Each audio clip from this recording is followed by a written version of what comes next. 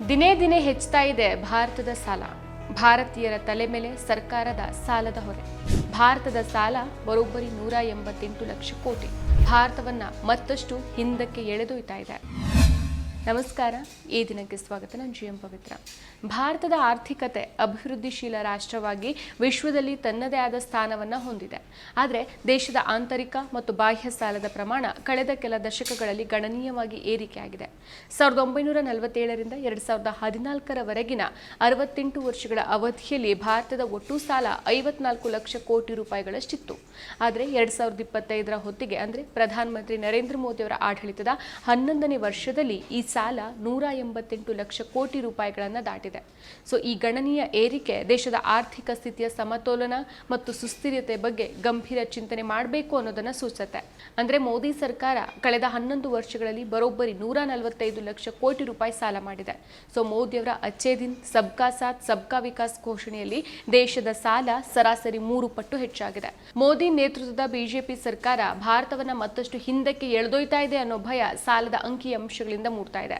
1947ರಲ್ಲಿ ಸ್ವಾತಂತ್ರ್ಯ ಪಡೆದಾಗಿನಿಂದ 2014ರವರೆಗೆ ಭಾರತ ತನ್ನ ಆರ್ಥಿಕತೆಯನ್ನು ಬಲಪಡಿಸೋಕೆ ಹಲವಾರು ಕ್ಷೇತ್ರಗಳಲ್ಲಿ ದೊಡ್ಡ ಮೊತ್ತದ ಹೂಡಿಕೆಗಳನ್ನು ಮಾಡಿತ್ತು.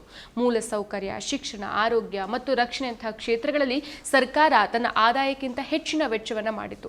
ಇದಕ್ಕಾಗಿ ಆಂತರಿಕ ಮತ್ತು ಬಾಹ್ಯ ಸಾಲವನ್ನು ತೆಗೆದುಕೊಳ್ಳಲಾಗುತ್ತೆ.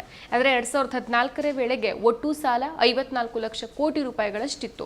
ಆದರೆ ಕಳೆದ 11 ವರ್ಷಗಳಲ್ಲಿ ಈ ಸಾಲ ಸುಮಾರು 3.5 ಪಟ್ಟು ಏರಿಕೆಯಾಗಿ 188 ಲಕ್ಷ ಕೋಟಿ ರೂಪಾಯಿಗೆ ಬಂದು ತಲುಪಿದೆ.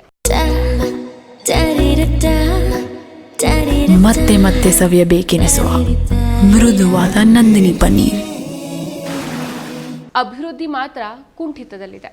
ಇನ್ನು 2025-26ನೇ ಸಾಲಿಗೆ ಬಿಜೆಪಿ ಸರ್ಕಾರದ ಹಣಕಾಸು ಸಚಿವೆ ನಿರ್ಮಲಾ ಸೀತಾರಾಮನ್ ಅವರು 50,65,345 ಕೋಟಿ ರೂಪಾಯಿ ಗಾತ್ರದ ಬಜೆಟ್ ಅನ್ನು ಮಂಡಿಸಿದ್ದಾರೆ. ಇದರಲ್ಲಿ ಸಾಲದ ಪ್ರಮಾಣವೇ 15,68,936 ಕೋಟಿ ರೂಪಾಯಿ ಇದೆ. ಇನ್ನು ಬಡ್ಡಿಗೆ 12,70,000 ಕೋಟಿ ರೂಪಾಯಿ ಹೋಗುತ್ತೆ. ಇನ್ನು 2026ರ ಮಾರ್ಚ್ ವೇಳೆಗೆ ದೇಶದ ಸಾಲ ಅಂದಾಜಿನ ಪ್ರಕಾರ 202ರಿಂದ 205 ಲಕ್ಷ ಕೋಟಿ ರೂಪಾಯಿ ಮುಟ್ಟಬಹುದು. ಇನ್ನು ಸಾಲದ ಏರಿಕೆ ಆರ್ಥಿಕತೆಯ ಮೇಲೆ ಗಂಭೀರ ಪರಿಣಾಮವನ್ನು ಬೀರುತ್ತೆ. ಸಾಲವನ್ನು ತೀರಿಸೋಕೆ ಸರ್ಕಾರ ತೆರಿಗೆ ಆದಾಯದ ದೊಡ್ಡ ಭಾಗವನ್ನ ಬಡ್ಡಿ ರೂಪದಲ್ಲಿ ಖರ್ಚು ಮಾಡಬೇಕಾಗತ್ತೆ. ಇದರಿಂದ ಅಭಿವೃದ್ಧಿ ಯೋಜನೆಗಳಿಗೆ ಲಭ್ಯ ಇರುವಂತಹ ಹಣ ಕಡಿಮೆ ಆಗುತ್ತೆ. ಜೊತೆಗೆ ಹೆಚ್ಚಿನ ಸಾಲ ದೇಶದ ಕ್ರೆಡಿಟ್ ರೇಟಿಂಗ್ ಮೇಲೆ ಪರಿಣಾಮವನ್ನು ಬೀರಬಹುದು. ಇದರಿಂದ ಭವಿಷ್ಯದಲ್ಲಿ ಸಾಲ ಪಡೆಯುವ ವೆಚ್ಚ ಏರಿಕೆ ಆಗಬಹುದು. ಅಭಿವೃದ್ಧಿಶೀಲ ರಾಷ್ಟ್ರವಾಗಿ ಭಾರತ ತನ್ನ ಆದಾಯ ಮತ್ತು ಖರ್ಚಿನ ನಡುವಿನ ಅಂತರವನ್ನು ಕಡಿಮೆ ಮಾಡಿಕೊಳ್ಳಲೇಬೇಕಾಗಿದೆ. ಸಾಲ ಮಾಡಿ ತುಪ್ಪ ತಿನ್ನು ಅಥವಾ ಸಾಲ ಮಾಡಿ ಮದುವೆ ಮಾಡೋ ಯೋಚನೆ ದೀರ್ಘಕಾಲೀನವಾಗಿ ಸುಸ್ಥಿರ ಅಲ್ವೇ ಅಲ್ಲ. ಇದು ಆರ್ಥಿಕ ಅಸ್ಥಿರತೆಗೆ ಕಾರಣ ಆಗಬಹುದು ಮತ್ತು ಜನರ ಜೀವನದ ಮಟ್ಟದ ಮೇಲೆ ಇದು ಪರಿಣಾಮವನ್ನು ಬೀರಬಹುದು. ದೇಶದ ಆರ್ಥಿಕತೆಯನ್ನು ಸಮತೋಲಿತ ಮತ್ತು ಸುಸ್ಥಿರಗೊಳಿಸೋಕೆ ಕೆಲವು ಕ್ರಮಗಳನ್ನು ಕೈಗೊಳ್ಳಬೇಕಾಗಿದೆ. ಅತ್ಯಗತ್ಯ ಕ್ಷೇತ್ರಗಳಾದ ಶಿಕ್ಷಣ, ಆರೋಗ್ಯ ಮತ್ತು ಮೂಲ ಸೌಕರ್ಯಕ್ಕೆ ಆದ್ಯತೆ ಕೊಟ್ಟು ಅನಗತ್ಯ ಖರ್ಚುಗಳನ್ನು ಕಡಿಮೆ ಮಾಡಬೇಕು. ಸಾಲದ ಆಧಾರದ ಮೇಲೆ ಯೋಜನೆಗಳನ್ನು ಜಾರಿಗೊಳಿಸೋ ಬದಲು ಆದಾಯದ ಆಧಾರದ ಮೇಲೆ ಯೋಜನೆಗಳನ್ನು ರೂಪಿಸಬೇಕಾಗಿದೆ. ಭಾರತದ ಆರ್ಥಿಕತೆ ತನ್ನ ಸಾಮರ್ಥ್ಯವನ್ನು ತೋರಿಸಿದ್ರೂ ಸಾಲದ ಏರಿಕೆ ದೀರ್ಘಕಾಲೀನ ಸವಾಲಾಗಿದೆ. 1947ರಿಂದ 2014ರವರೆಗೆ 54 ಲಕ್ಷ ಕೋಟಿ ರೂಪಾಯಿಗಳಿಂದ 2025ರ ವೇಳೆಗೆ 188 ಲಕ್ಷ ಕೋಟಿ ರೂಪಾಯಿಗಳಿಗೆ ಏರಿಕೆಯಾದ ಸಾಲ ಆರ್ಥಿಕ ಶಿಸ್ತಿನ ಅಗತ್ಯವನ್ನು ಒತ್ತಿ ಹೇಳುತ್ತೆ.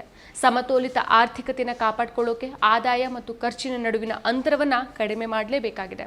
ಪ್ರಭುತ್ವದ ಹೊಣೆಗೇಡಿತನದಿಂದಾಗಿ ದೇಶದಲ್ಲಿ ಜನಿಸುವಂತಹ ಪ್ರತಿ ಮಗು ಸಹ ಈಗ ಸಾಲದ ಹೊರೆಯನ್ನು ಹೊತ್ತುಕೊಂಡೇ ಹುಟ್ಟಬೇಕಾದಂತಹ ಪರಿಸ್ಥಿತಿ ಇದೆ. ಮತ್ತಷ್ಟು ವಿಶೇಷ ವಿಡಿಯೋಗಳನ್ನು ನೋಡಲು ಮತ್ತು ಹೊಸ ವಿಡಿಯೋಗಳ ಬಗ್ಗೆ ತಿಳಿಯಲು EDina.com ಯೂಟ್ಯೂಬ್ ಚಾನೆಲ್ ಸಬ್ಸ್ಕ್ರೈಬ್ ಮಾಡಿ ಮತ್ತು ಬೆಲ್ ಐಕಾನ್ ಕ್ಲಿಕ್ ಮಾಡಿ.